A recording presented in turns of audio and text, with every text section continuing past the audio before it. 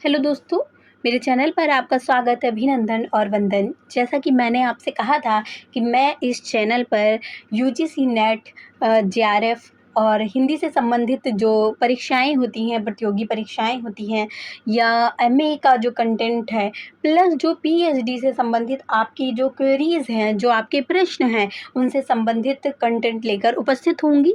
तो आज मैं उसी से संबंधित पीएचडी से संबंधित एक जो चीज़ है, बड़ी इन्फॉर्मेशन है, वो लेकर उपस्थित हुई हूँ। छत्रपति साहू जी महाराज विश्वविद्यालय कानपुर की जो यूनिवर्सिटी है, उसमें अभी हाल ही में आज नोटिफिकेशन आया है और उसमें एक बड़ी संख्या में पीएचडी की सीट्स अवेलेबल हुई हैं, उपलब्ध हुई हैं, जो कि यूजीसी नेट या जेआरएफ के जो बच्चे हैं उनके लिए एक बड़ी अपडेट है, एक बड़ी खबर है।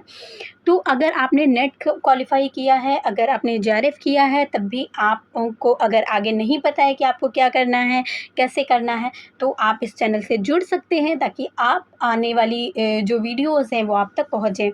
तो चलिए हम चलते इस वीडियो की बात करते हैं। तो इस वीडियो में जो छत्रपति साहू जी महाराज विश्वविद्यालय कानपुर है, इसमें जो पीएचडी की सीट्स निकली हुई हैं हम उन पे बात करेंगे। उसमें क्या-क्या चीज़ें मांगी गई हैं, क्या-क्या क्वालिफ़िकेशन आपके पास होनी चाहिए, क्या-क्या डॉक्यूमेंट्स होने चाहिए और क्या-क्या चीज़ें आपको कलेक्ट करके रखनी है, कितनी फ़ीस होगी, प्लस आपका कैसे चरणबद्ध रूप से, क्रम से जो एडमिशन का प्रोसेस है वो कैसे होगा और फिर उसके बाद में आप कैसे क्वालिफ़ाई करेंगे और उसके बाद में आपको फाइनली एडमिशन कैसे मिलेगा और कब से आपकी क्लासेस चालू हो जाएंगी जो पीएचडी की हैं। तो हम चलते हैं इस वीडियो की इन्फॉर्मेशन के लिए। मैंने आपको बता दिया कि हम क्या-क्या देखने वाले हैं। तो पीएचडी छत्रपति साहू जी महाराज विश्वविद्यालय कानपुर में सीट्स निकली हुई हैं। हिंदी की 50 सीट्स हैं, जो कि बहुत अच्छी संख्या है और ये कैंपस है यूनिवर्सिटी का। आपने देखा होगा कि कानपुर यूनिवर्सिटी बहुत ही अच्छी, बहुत काफ़ी एक जो बहुत अच्छा उसका प्रांगण बना हुआ है, उसका जो एटमॉस्फेयर है वो भी बहुत अच्छा है। आपने देखा होगा, नई-नई एकदम बनी हुई है। चलिए चलते हैं हम अपने जो हमारा टॉपिक है उस पे। ये देखिए, ये अकादमिक केंद्र है इसका। हम ये भी बात करेंगे कि कब हमारा ओरिएंटेशन जो एग्ज़ाम होगा, ओरिएंटेशन कब, मतलब जो नए फ्रेशर्स बच्चे हैं उनका होगा। तो एडमिशन प्रोसेस क्या है, सबसे पहले हम ये देखते हैं। तो एडमिशन प्रोसेस में जो बच्चे सीएसआईआर, यूजीसी नेट या गेट या आईसीएमआर, आईसीएआर ये क्वालिफाई करे हैं, या तो जिन बच्चों ने नेट, देखिए आपका नेट है, आप इसके लिए एलिजिबल हैं फॉर्म भरने के लिए, प्लस आपका गेट पास है, सीएसएमआर पास है या आईसीआर पास है या सीएसआईआर नेट है, तो आप ये फॉर्म भर सकते हैं। ठीक है, आगे चलते हैं। आगे जो कहा गया है कि इसके बाद में केवल फॉर्म भरने भर से आपका जो एडमिशन है वो नहीं माना जाएगा, बल्कि उसके बाद आपको एक एंट्रेंस टेस्ट देना होगा। मैंने बहुत सारी वीडियोस डाली भी हैं पीएचडी एंट्रेंस टेस्ट की, तो वो आप देख लीजिएगा। हिंदी वाले बच्चों के लिए कह रही हूँ, बाकी बच्चों के लिए मैं बता रही हूँ कि 50 जो प्रश्न आएंगे आपके, वो आपके आएंगे, किससे संबंधित आएंगे 50 प्रश्न? 50 जो प्रश्न आएंगे वो हमारे आएंगे आपके रिसर्च एप्टीट्यूड से संबंधित। ठीक है, मैं हमेशा कहती हूँ कि जब आप यूजीसी नेट की तैयारी करें तो आप रिसर्च एप्टीट्यूड की बहुत अच्छे से तैयारी करें, क्योंकि ये जब तक आप प्रोफेसर नहीं बन जाते हैं तब तक आपको ये काम आता है। ठीक है, वैसे भी आप पीएचडी करेंगे, उसके बाद प्रोफेसर में भी आपके काम आएंगे। तो उसके बाद में 50 जो प्रश्न होते हैं ये आपके सब्जेक्ट नॉलेज के आते हैं। ठीक है, आप यूजीसी नेट की तैयारी कर रहे हैं तो जो नेट का सिलेबस है वही यूनिवर्सिटीज़ का सिलेबस रहता है, तो उसी बिहाफ पे आपके 50 क्वेश्चन आएंगे ये, और ये रिसर्च वाले। ठीक है, घबराने की आवश्यकता नहीं है। उसके बाद में क्या कहा गया है, उसके बाद में आपकी मेरिट बनेगी और इसमें लिखा है कि 45% ओबीसी एससी एसटी वालों के लिए और जनरल 5% इनको रिलैक्सेशंस मिलेगा और बाकी जनरल वालों के लिए 50% मार्क्स लाने ज़रूरी हैं। लेकिन देखिए यहाँ पे हमने 45 तो पढ़ लिया कि 45 क्वालिफाइंग मार्क्स हैं, लेकिन जब मेरिट बनेगी और उसमें 50 सीट्स हैं, तो अगर 100 बच्चे दे रहे हैं तो उन 100 बच्चों में अगर कोई बच्चे 50 बच्चे जो हैं वो 45%, मतलब उनको हम 45% उनको लेंगे। ठीक है। इस तरह से जो सीट्स हैं उनमें 45% का जो आंकड़ा है वो तय करेंगे, ना कि आपके 45% बस मार्क्स आ जाएंगे और आप क्वालिफाई हो जाएंगे। इस तरह से नहीं होगा, ठीक है। जो क्रीम बच्चा है जो उसको लिया जाएगा। आगे हम चलते हैं। फिर उसके बाद में अगला जो हमारा पॉइंट है उसमें क्या है, वेटेज मिलेगा क्राइटेरिया वाइज बच्चों को, ठीक है, उस हिसाब से बताया गया है। फिर उसके बाद में इसमें भी वेटेज की बात की गई है, कास्ट वाइज, ठीक है। जो चीज़ें इम्पॉर्टेंट हैं वही मैं दिखा रही हूँ आपको। फिर उसके बाद में आपके पास क्या क्या होना चाहिए, ठीक है। आपके पास क्या क्या होना चाहिए, आपके पास होना चाहिए ऑल ओरिजिनल सर्टिफिकेट, ठीक है। जब आप इंटरव्यू देने जा रहे हैं, ठीक है, इंटरव्यू के समय all original certificate have to product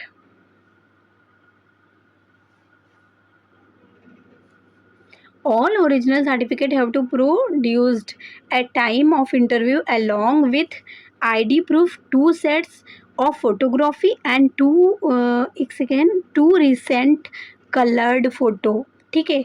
basically इसमें क्या कहना चाह रहे हैं कि आपके पास सारे सर्टिफिकेट होने चाहिए, ओरिजिनल सर्टिफिकेट भी होने चाहिए इंटरव्यू के समय, प्लस आपके पास आईडी प्रूफ होना चाहिए और फोटोकॉपीज़ 2 सेट्स होने चाहिए। इन सब चीज़ों के कितने सेट, 2 सेट होने चाहिए। और उसके बाद में 2 रिसेंट फ़ोटो होने चाहिए आपके पास कलर्ड।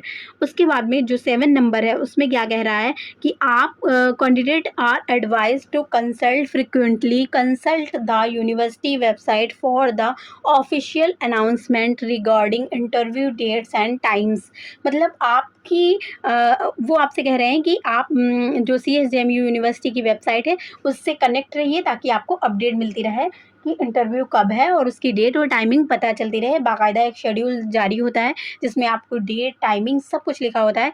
लगभग जैसे आप हिंदी के बच्चे हैं या आप कॉमर्स के बच्चे हैं या आप साइंस के बच्चे हैं तो आपका कोई पर्टिकुलर एक हॉल दिया जाता है या एक बिल्डिंग दी जाती है, उसका नाम लिखा होता है और हर डे के हिसाब से होता है। जैसे कि अगर 50 बच्चों का इंटरव्यू है तो अगर बहुत ज़्यादा सीट्स हैं, 70 बच्चों का इंटरव्यू है तो 35 का एक दिन हो जाता है, फिर 35 का अगले दिन हो जाता है। सेम सब्जेक्ट के भी अलग अलग इंटरव्यू होते हैं अलग अलग दिन पे।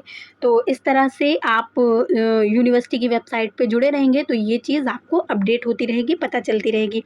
उसके बाद में 8th नंबर कह रहा है कि the overall merit list would be prepared on basis of marks obtained interview. This list would be displayed on the university website. University की वेबसाइट पे ये लिस्ट डिस्प्लेड होगी, फिर आपको पता चलेगा कि आपका एडमिशन हुआ है कि नहीं हुआ है।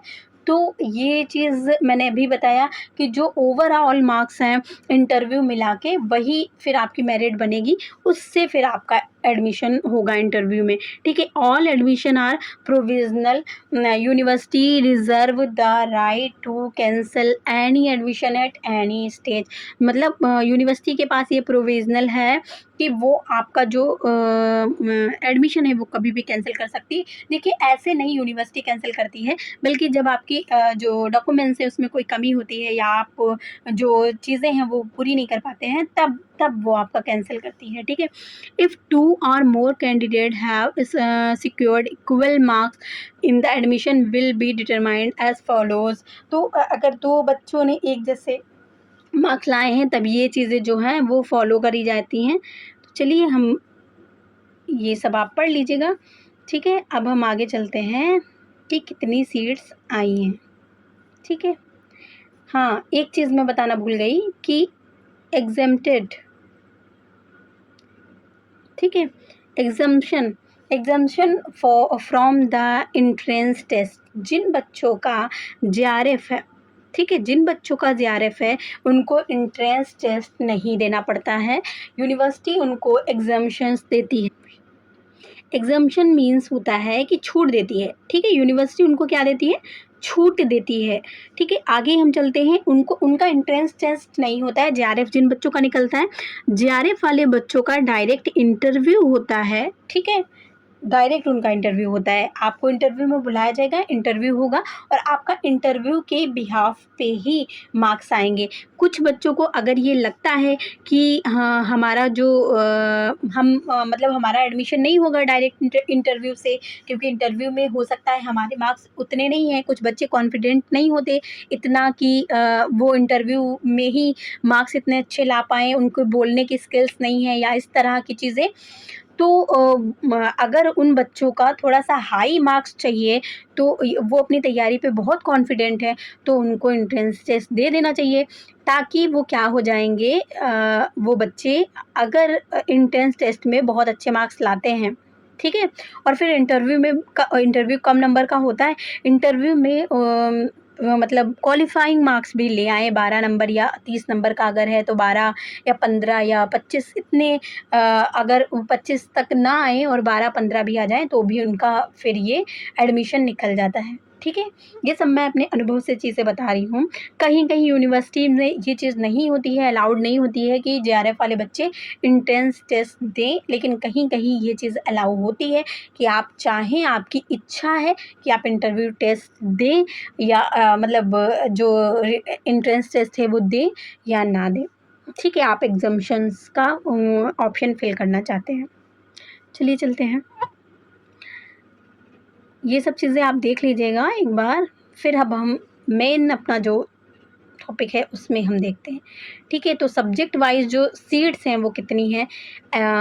देखिए यहाँ पे एक चीज़ आप देखिए कि लिखा हुआ है कि अवेलेबल सीट्स जो हैं वो कैंपस में कितनी हैं और कॉलेज में कितनी है। कैंपस मतलब जो यूनिवर्सिटी, अभी मैंने ऊपर फ़ोटो आपको दिखाई, आपको उस कैंपस के अंदर ही जो एडमिशन होगा वो मिलेगा। कॉलेज मतलब है उससे संबंधित आपको किसी कॉलेज में एडमिशन मिलेगा।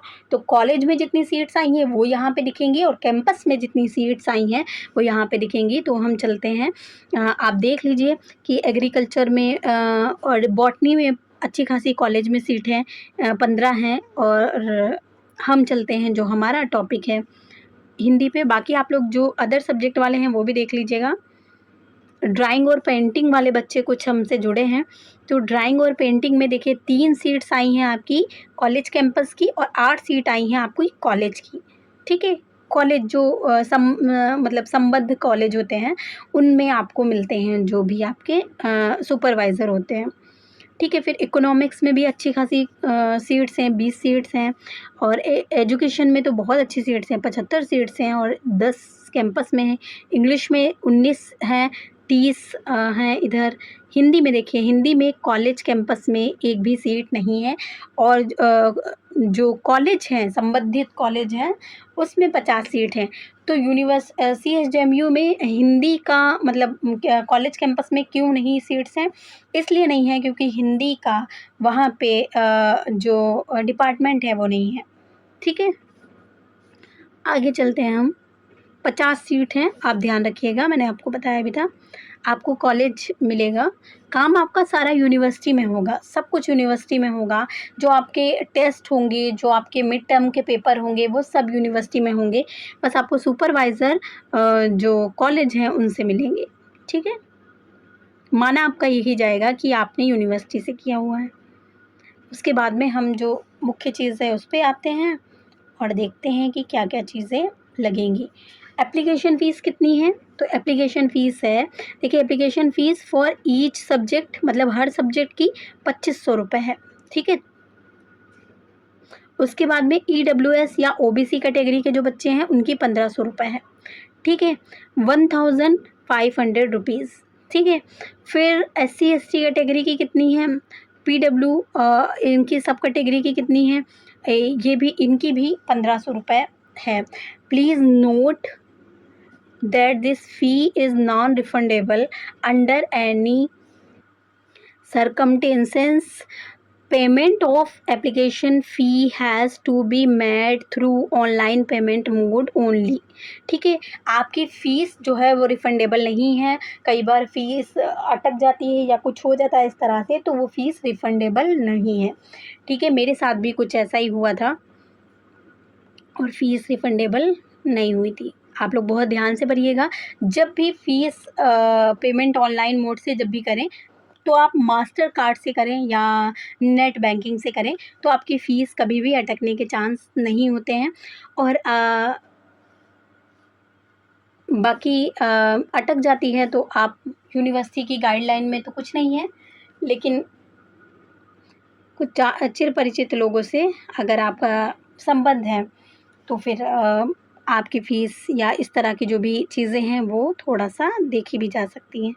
फिर उसके बाद में हम आते हैं यहाँ पे कि general guideline of filling of application form.